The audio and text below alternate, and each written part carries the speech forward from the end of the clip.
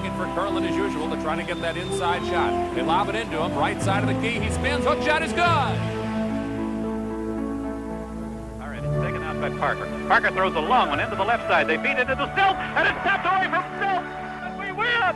54-53, North Carolina did it!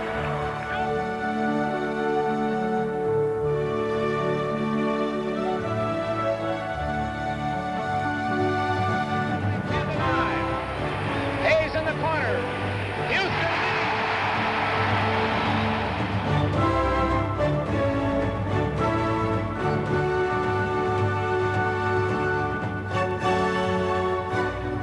With 6 seconds left.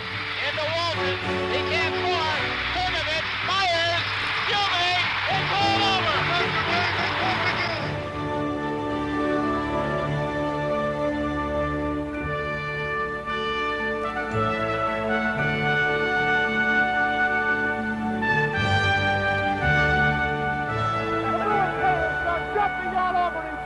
It is one of those fantastic moments in sports history.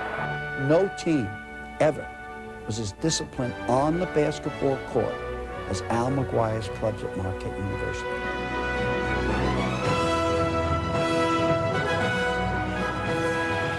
Left to play. Goes back to Michael Jordan. Jumper from out on the left. Good! The Tar Heels are going to win the national championship.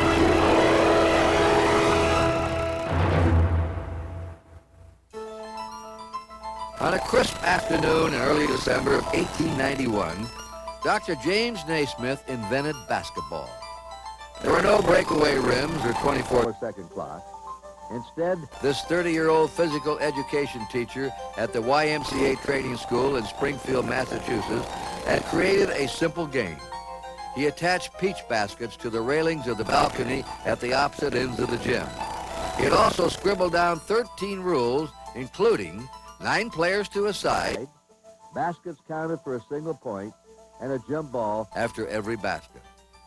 The new game of basketball was a success from the second the first ball was tossed up into the air. Word quickly spread that something new was going on in Springfield as spectators flocked to see Naismith's creation. Said Dr. Naismith of his game, and I quote, "I had in mind a tall, graceful, and expert athlete, one who could reach, jump, act quickly, and easily," unquote. If one didn't know better, it would almost seem as if Naismith was describing the players of today.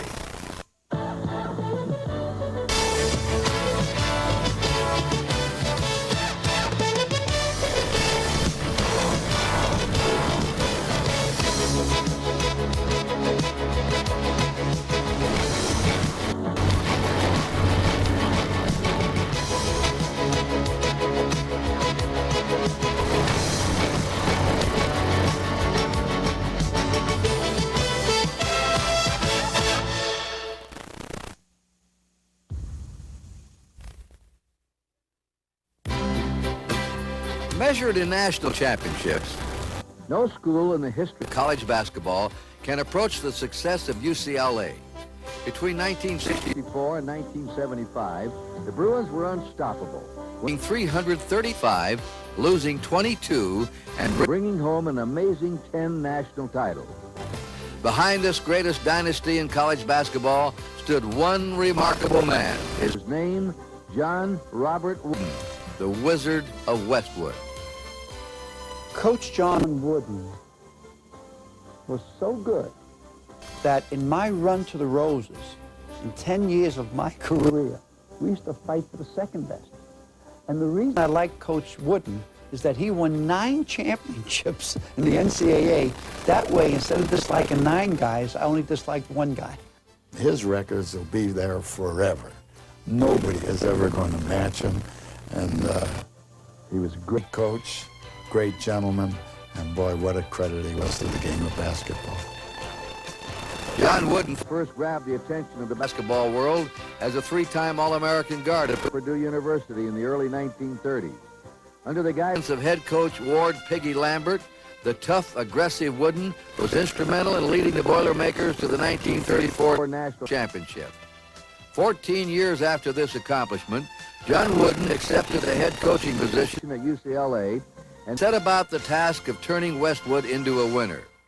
In 1964, behind the backcourt combination of Walt Hazzard and Gail Goodrich, the Bruins defeated Duke by 15 points in the NCAA Finals to cap an undefeated season and earn the school's first championship.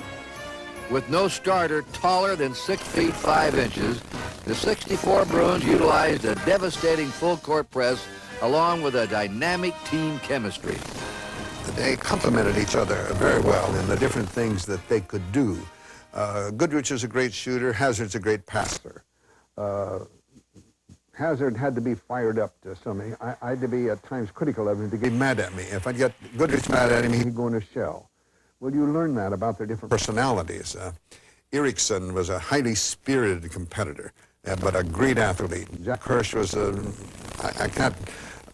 no one can analyze Jack Hirsch. The group complemented each other exceptionally well. Returning only 2 starters from the 64 team, Gail Goodrich and Keith Erickson, the Bruins repeated as national champs in 1965. In the finals against the University of Michigan, Goodrich played one of the greatest games in Final Four history, burning the Wolverines for 42 points in a 91-80 UCLA victory.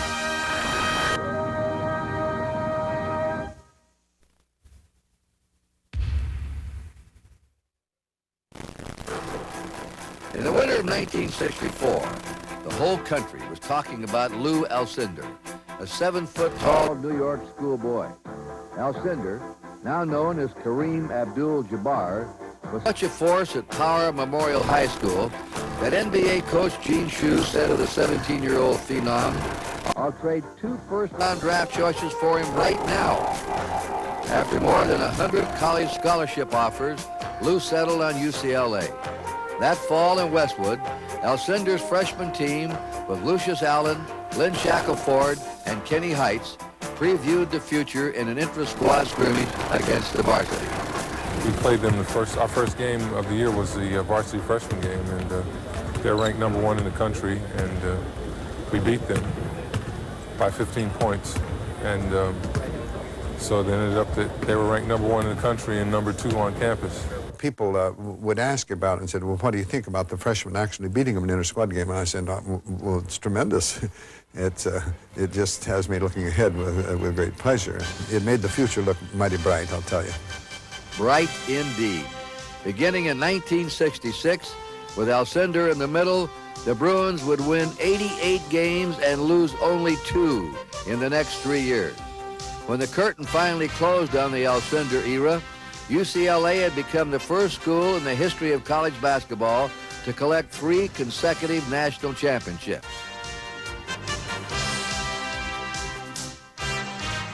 After Alcindor's graduation in 1969, UCLA was expected to return to the ranks of mere mortals. Much to the dismay of the competition, this was not the case. With a front court of Curtis Rowe, John Vallely, Steve Patterson, and Sidney Wicks, the Bruins won 57 games in the next 2 years and added 2 more national titles to their trophy case.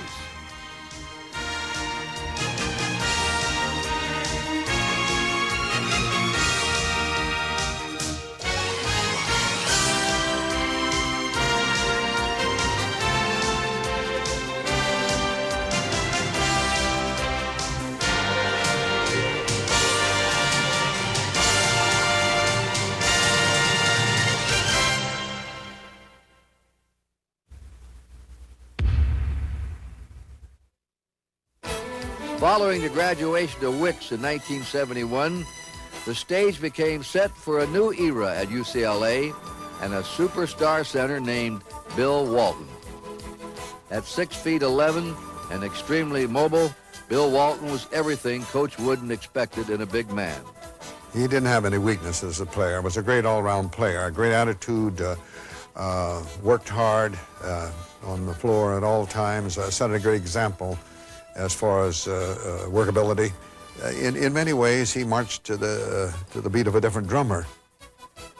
With teammates Keith Wilkes, Greg Lee, Larry Farmer, and Tommy Curtis, the Walton gang was invincible, going 2.5 years and 88 consecutive games without losing.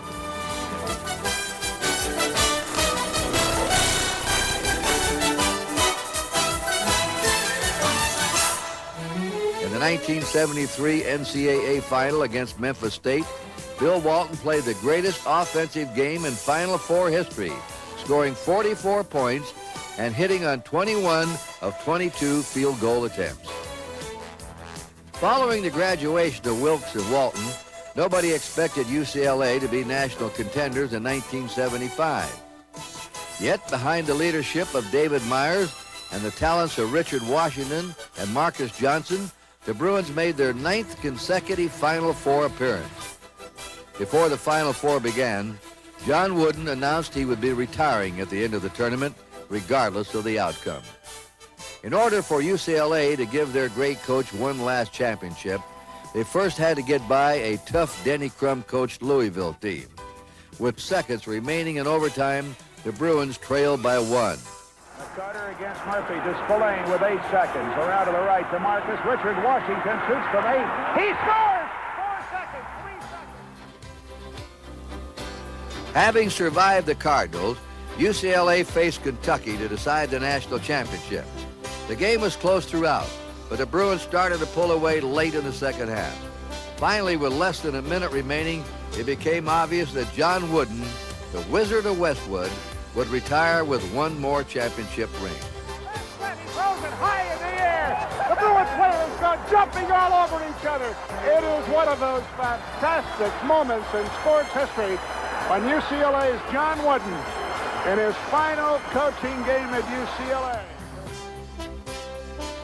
To fully recognize the legacy of John Wooden and UCLA basketball, anything less than a 10th national championship would have seemed inappropriate.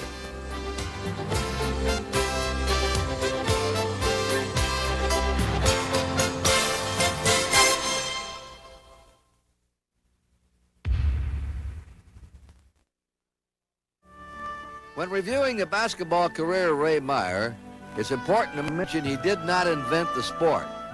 It only seems as if he's been around as long as the game. As a player at Notre Dame in the late 1930s to becoming head coach at DePaul in 1942. His association with basketball has spanned 6 decades. In all, 4 coaches, Adolph Rupp, Phog Allen, Henry Iba, and Ed Diddle, have more victories than the coach who recorded 724. In his 42 years as head coach, Ray Meyer had 37 winning seasons. He produced 20 teams that earned postseason tournament bids, including 13 trips to the NCAA tournament and 7 trips to the NIT. One of his most memorable seasons occurred in 1979 when his Blue Demons made an all-out drive to reach the Final Four. Standing in the way were the UCLA Bruins. Brigham Young had their dancing girls on the floor going through their routines, and UCLA players came out on the floor a little early, and they started to play the UCLA Victory March, and they ruined the dancing routine. So the people in Brigham Young, they didn't like it. They were upset.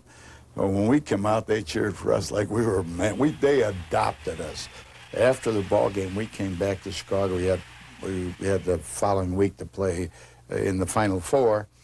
Well, the president of Brigham Young called our president and said, no, she didn't have a band. Would you mind if our band represented you? So they did. And we sent them little T-shirts and hats.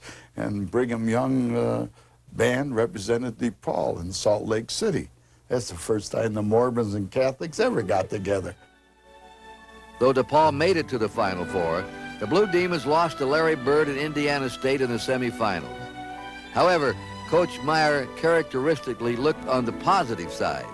He was, after all, doing what he loved best, coaching basketball. I look at basketball and saying this, boy, what a wonderful life I have led because I got paid for doing something I like to do.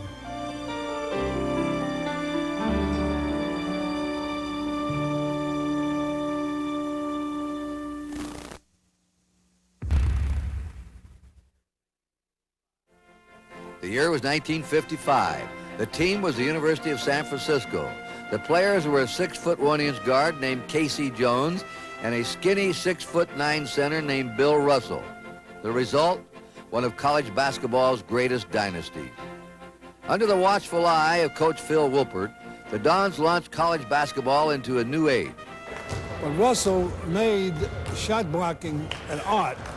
He is the only one ever, even to this day, that has shot blocking as an art. We played him once, and I told our center, if you don't fake before you shoot it, it's never going to get up to the rim. Well, he took his first shot, and Russell didn't block it. He caught it. And then he watched one of our players. He looked like a little ant. He let him go around underneath the basket, let him go up, and then he took the ball. He was just so good. Bill Russell knew how to intimidate more than he knew how to block shots. And he put that pink elephant in the back of your mind. So every time he'd go in, if he would block 5 shots a game, he would intimidate 30 shots. In 1955, San Francisco was unstoppable as they took a 27-1 record into the NCAA finals against third-ranked LaSalle and their superstar Tom Gola. With Russell and Jones combining for 47 points, the Dons cruised to a 77-63 national championship. The winning streak continued to 54 straight games next season as USF once again reached the NCAA finals. This time, Russell and company defeated Iowa 83-71 for their second title and claimed the winner's share of $12,500 from the NCAA.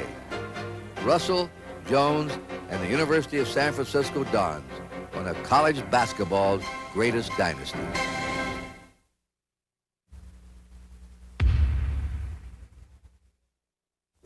Beginning in 1931 and lasting for more than 4 decades, one man, Adolph the Baron Rupp, ruled the sidelines of Lexington, Kentucky.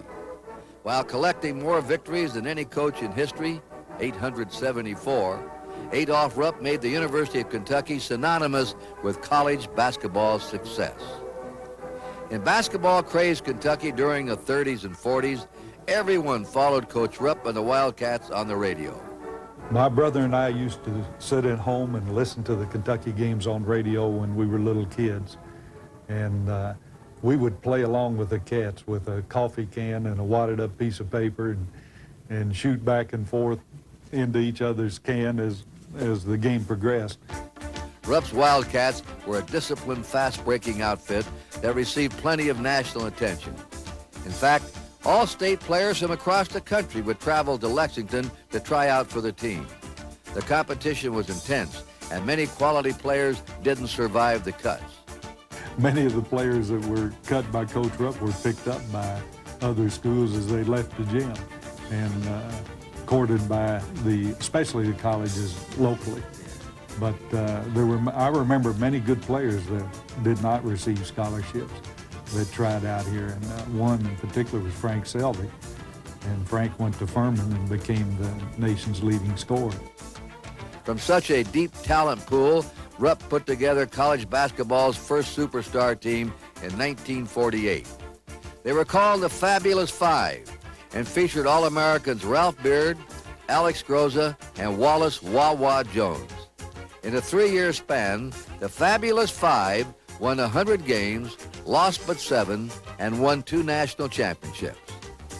Unfortunately, the accomplishments of the Fabulous Five were permanently tarnished when Beard and Groza were indicted in the point-shaving scandals of 1951. That team was so loved throughout the state that the reaction was disbelief that this just could not have happened to our players. And I remember Coach Rupp's statement before the scandals hit Kentucky was that no one could touch our players with a 10-foot pole. Despite the involvement of his star players, Rupp kept on winning at Kentucky. In 1951, he collected his 3rd national championship behind the towering talents of 7-foot-tall William Spivey.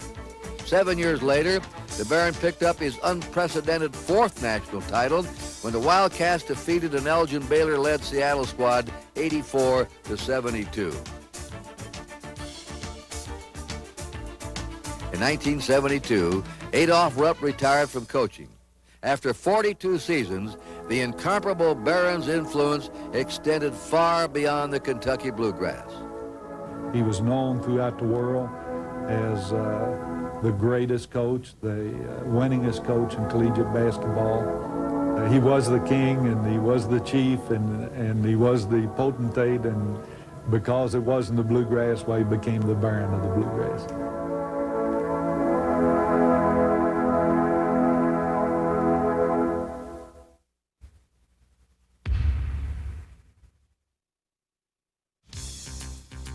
'57 saw the emergence of Wilt Norman Chamberlain, the 7'2" sophomore center from Kansas. Nicknamed the Big Dipper, Chamberlain averaged just under 30 points per game as he led the once-beaten Jayhawks into the NCAA finals against top-ranked North Carolina.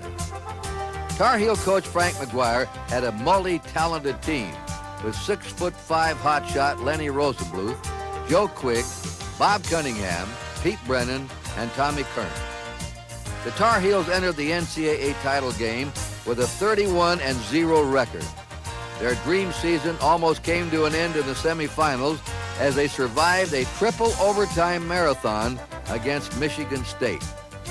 Just about everybody felt North Carolina was too tired to bounce back, especially since they now had to face the agile young giant from Kansas in the finals. However, Carolina triple-teamed Chamberlain, and paced by the streak shooting of Rosenbluth, they led 29-22 at intermission. In the second half, Wilt finally broke free from the zone as Kansas looked to make a move for the title. To make matters worse for North Carolina, Rosenbluth fouled out with 1:45 to play and Kansas leading by 2. Only a late basket by Tar Heel senior Bob Young, his only points in the game by the way, sent the contest into overtime at 46 apiece. The first overtime ended at 48 all. The second overtime went scoreless. Finally, in the third overtime, Carolina's Joe Quigg calmly made 2 free throws to put the Tar Heels up 54-53. All right, it's taken out by Parker. Parker throws a long one into the left side. They feed it into Stilt, and it's tapped away from Stilt, and we win! 54-53, North Carolina did it! Incredibly, North Carolina had won its second straight triple overtime game. The Tar Heels finished their perfect season as one of the greatest teams in the history of college basketball.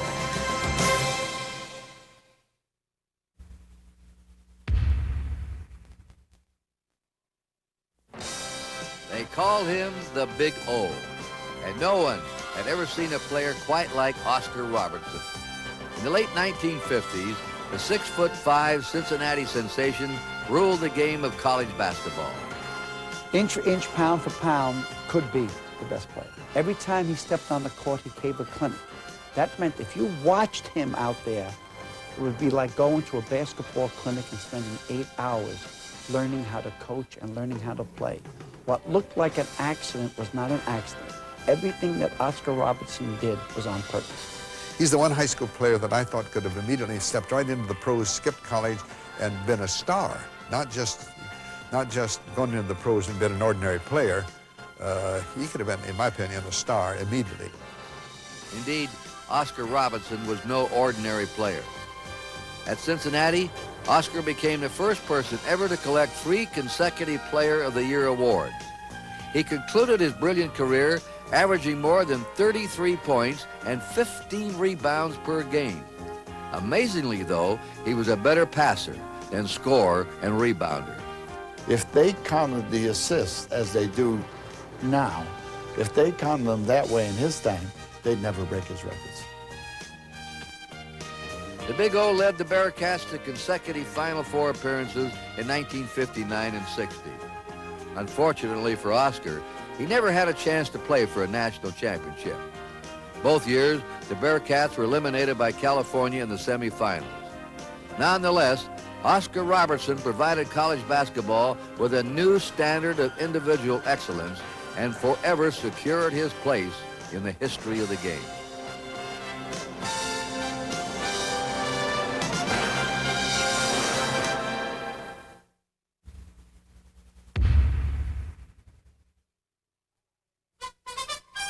Ohio State basketball coach Fred Taylor was a happy man in 1960. The reason? His sophomore class featured the talent of 6'8" center Jerry Lucas, defensive ace John Havlicek, and highly touted Mel Knoll. Along with shooting star Larry Siegfried, and veteran Joe Roberts, the Buckeyes became one of the greatest shooting teams in college basketball history. Among the substitutes on this team was another flash of brilliance, a fiery line drive shooting player named Bobby Knight. Bobby Knight was a very tenacious player. He's known for defense. Bobby Knight tried to play defense as hard as anyone else. He didn't have the quickness of other people, and when you played against Bobby Knight, you knew you were going to be in a physical battle because he didn't have the quickness. Therefore, he would grab you, he would hold you, he would bump you, he'd move you around, and you knew when you were fouled. All-American center Jerry Lucas led the country in field goal percentage for 3 straight years as he made over 62% of his shots. The Buckeyes cruised to a 25-3 record in 1960, easily defeating California in the finals 75-55. They would, however, suffer 2 straight championship losses to Cincinnati in 1961 and 62. The bragging rights issue in Ohio was settled by Cincinnati's powerful 6'9" center, Paul Hogue, as the Bearcats won back-to-back national titles. Ohio State fans, however, will long remember their battling Buckeyes, a squad that made it to the NCAA championship game 3 straight years and sent 4 of its players on to the NBA.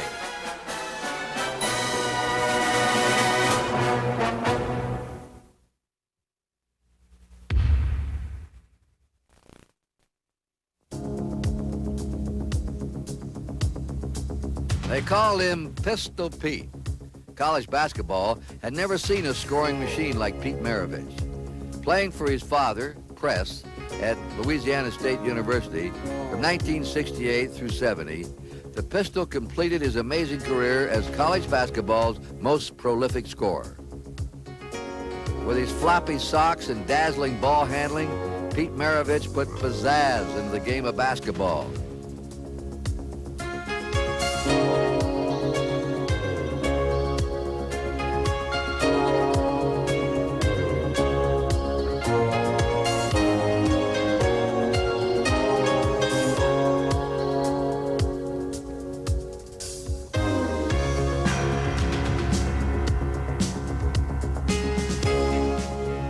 Blessed with a great amount of ability, natural athletic ability. Pete could do a lot of amazing things with the basketball.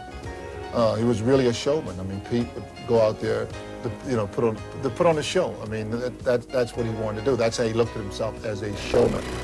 Pete loved the game. He loved the game, and he was a lovely person. I mean, a lot of people didn't know Pete, but there's nothing Pete wouldn't do for you.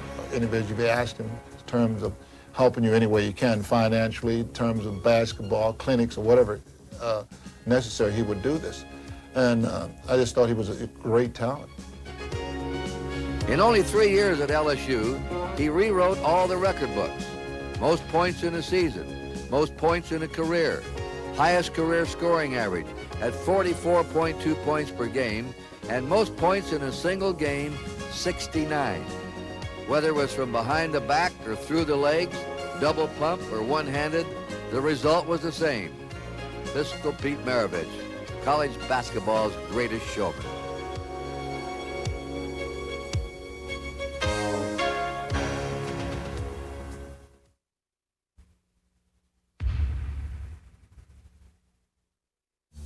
On January 20th, 1968, over 52,000 people filled the Astrodome in Houston, Texas, to watch what was billed as the game of the century.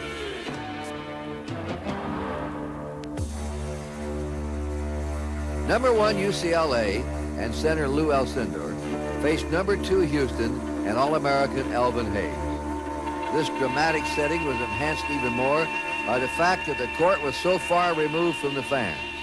It was a great spectacle. UCLA's 47-game winning streak pitted against Houston's 48 straight wins at home. A serious concern for Bruin fans was that Alcindor had injured his eye the week before in a game against California. Still bothered by vision problems, Lou elected to play anyway. However, from the opening tip, it was clear that the evening belonged to Elvin Hayes and the Houston Cougars. Comes up with a steal.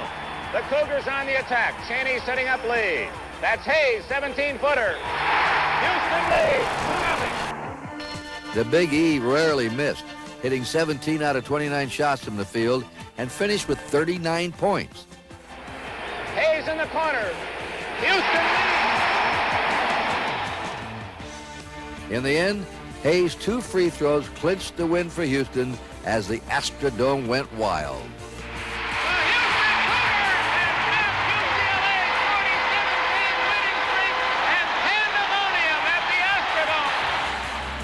The final score, Cougars 71, Bruins 69.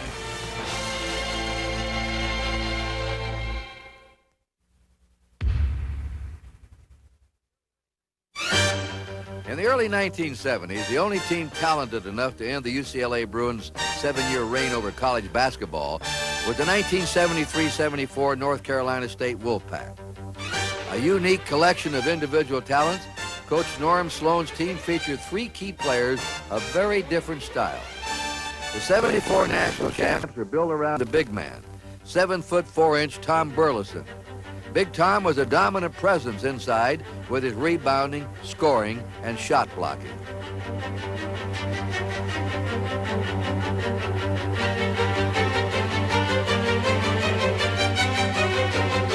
On the wing, superstar forward David Thompson, a 3-time All-American and Player of the Year in 1974. Thompson gave the Wolfpack unstoppable offense with his 42-inch vertical leap and a soft shooting touch.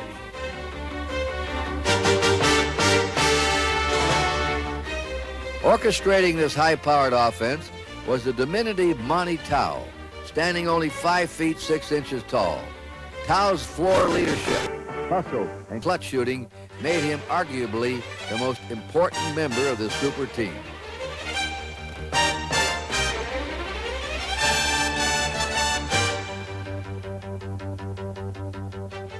In 1974, North Carolina State finished the season as the #1 ranked team in the country.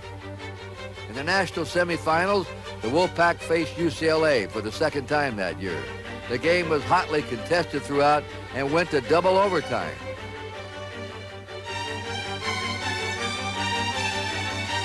In the second overtime, the Bruins watched an early 7-point lead slip away as North Carolina State stopped their 38-game tournament winning streak 80-77.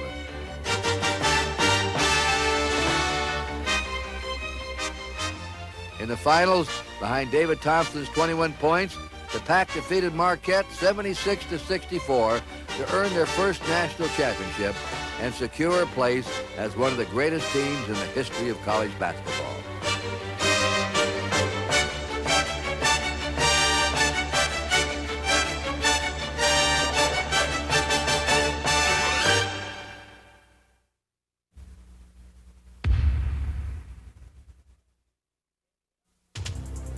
The game of college basketball has seen some classic matchups over the years. Alcindor Hayes, Walton Burleson. In 1979, 2 more superstars met head-to-head. Irvin Magic Johnson of Michigan State and Larry Bird of Indiana State. Simply stated, college basketball took a quantum leap forward with the emergence of these 2 stars. Never before had the game seen a 6'9" guard who could control a game quite like Magic. I said it and I'll say it again that in my whole basketball career, I've only seen 8 or 10 very special players, and he's one of those 8 or 10. He combines not only a wonderful gift, but an incredible amount of tenacity and desire to win. He pushes other people. He's just a great leader. As for Larry Bird, the skeptics claimed he couldn't run, jump, or succeed against quality competition. Well, the skeptics were wrong. Bird finished his career as the 9th leading scorer in college basketball history, averaging over 30 points per game. The long-awaited shootout became reality as Magic Spartans and Bird's undefeated Sycamores met in the 1979 final. When the smoke cleared, Magic Johnson's 24 points carried Michigan State to the national title. However, the big winner this evening were the millions of basketball fans across the country who witnessed the emergence of 2 of the game's greatest players. And basketball had its first glimpse of the Bird Magic era.